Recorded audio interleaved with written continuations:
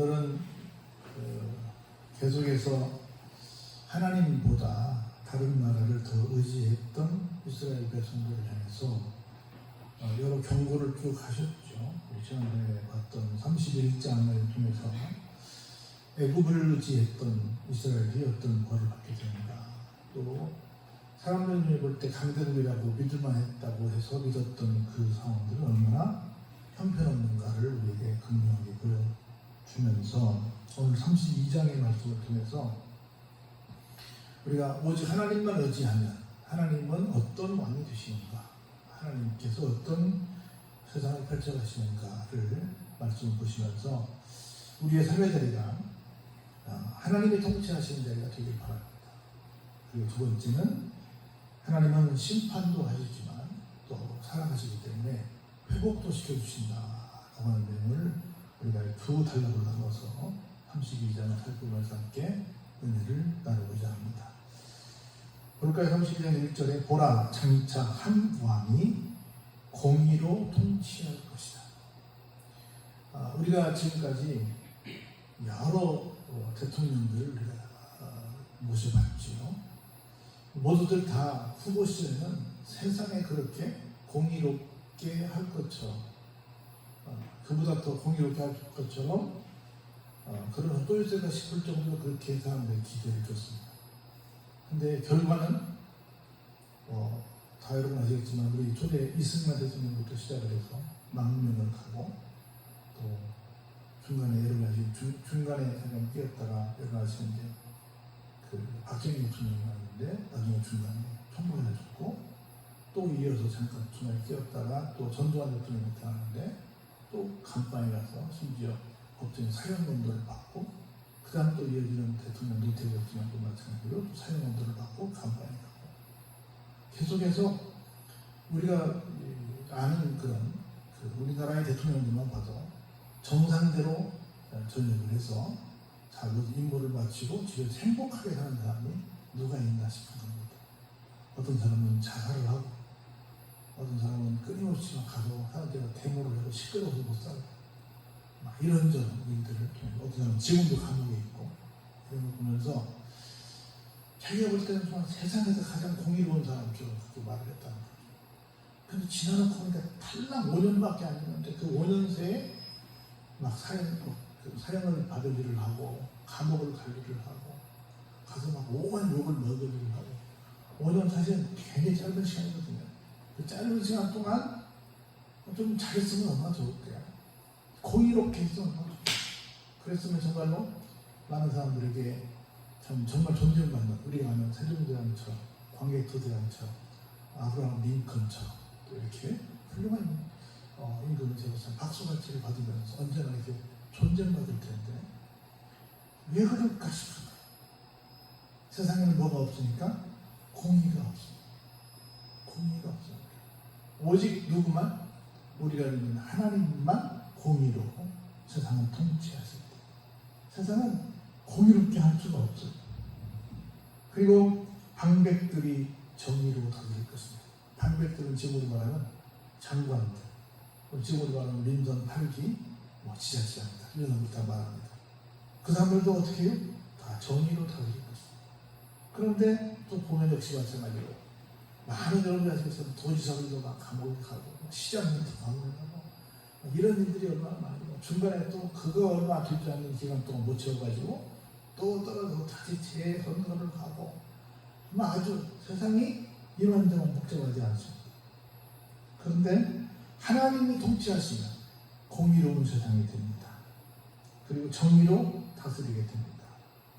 또 그 사람은 여기 3절에 뭐라고 그랬어요? 한 사람이 있어서, 우리 주님을 나중에 얘기하는 건데 볼까요? 광풍을 피하는 곳, 폭우를 가리는 곳 같을 것이며, 마른 땅에 뭐 같다고요? 냇물 같고 곤비한 땅에 큰 바위 그늘 같다. 이렇게 말씀하십니다. 우리가 많은 이 대통령들이 또 여러 도지사, 시장들에서는 출마할 때마다 여러분들이 살기 좋은 세상을 만들겠습니다. 어떤 사람은 한 번도 경험해보지 못한 그런 나라를 만들겠습니다. 이런 얘기까지 했어요. 근데 실제 나라가 그렇게 안녕됐습니까? 그렇지 않다는 거죠. 보는 자의 눈이 감기지 아니할 것이요 듣는 자가 귀를 기울일 것이며 조급한 자의 마음이 지식을 깨닫고 어눌한 자의 혀가 민첩하여 말을 분명히 할 것이요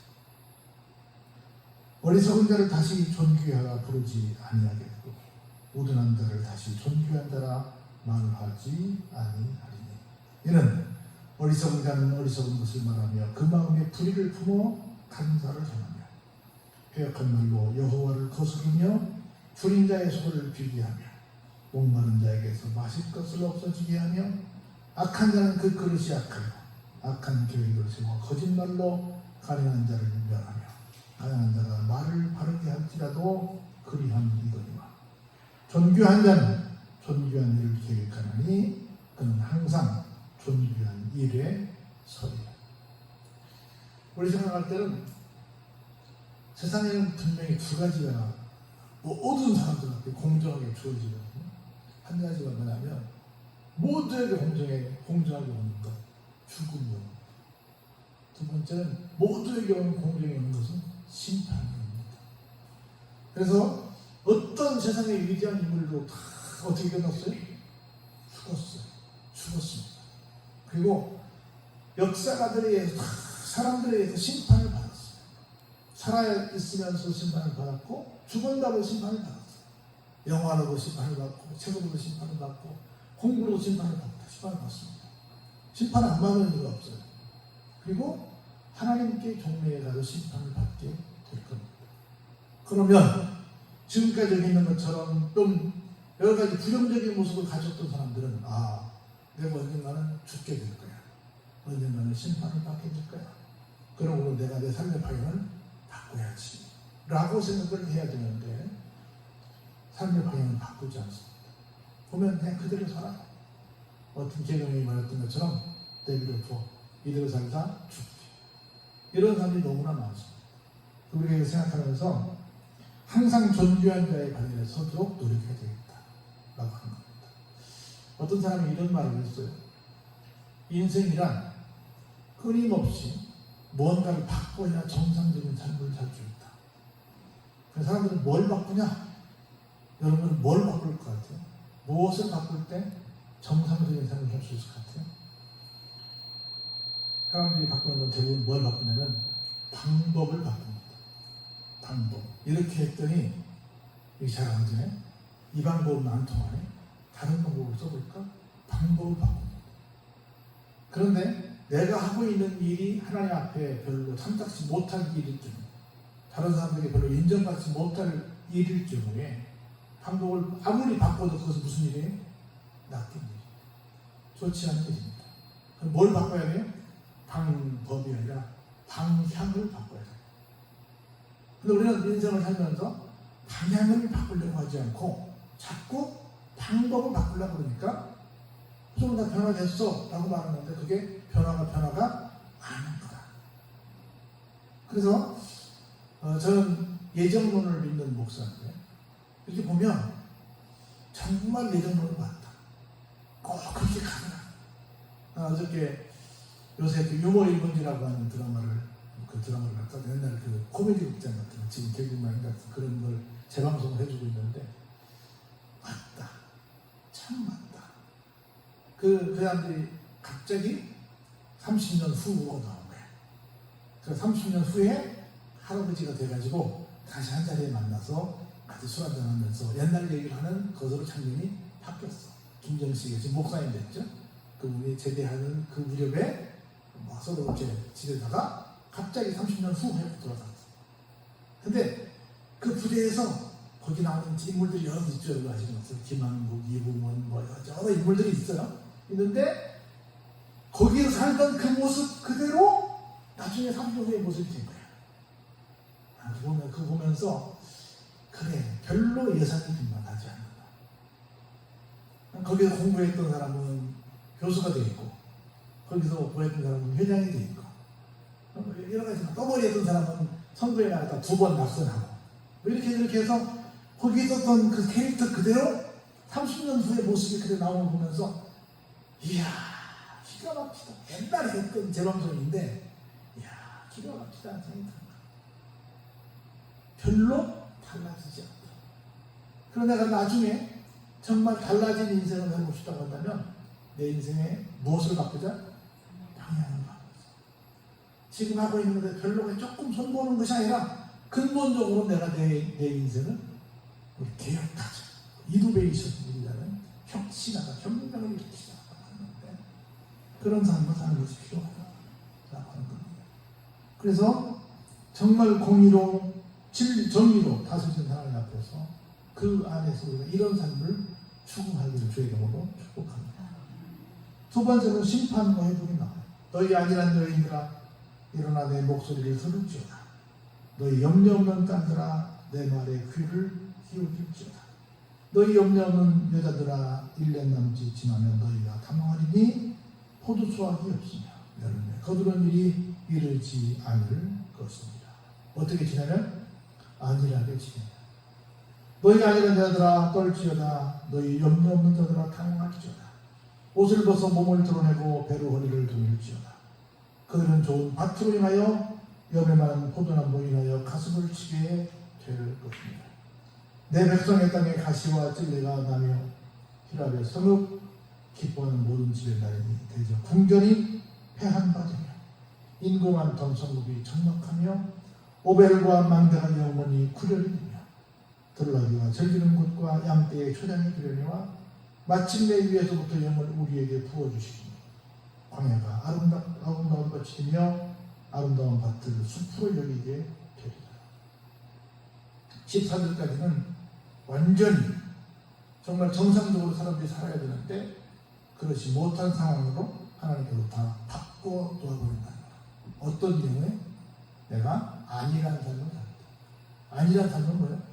내가 해야 될 일을 하지 않고 그냥 놀 때. 우리 옛날에 그런 노래 하죠. 그런 노래 있었죠. 시험 기간인데 열심히 공부해야 되는데 도서관에 가지 않고 돌았다가 나중에 후회한다는 그런 노래가 유행가 있죠. 그것처럼 하지 않으면 내가 최선을 다하지 않으면 즉 안전하게 삽니다.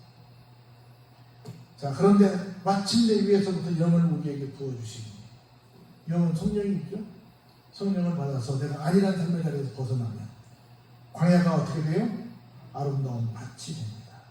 아름다운 밭을 숲으로 여기게 돼요.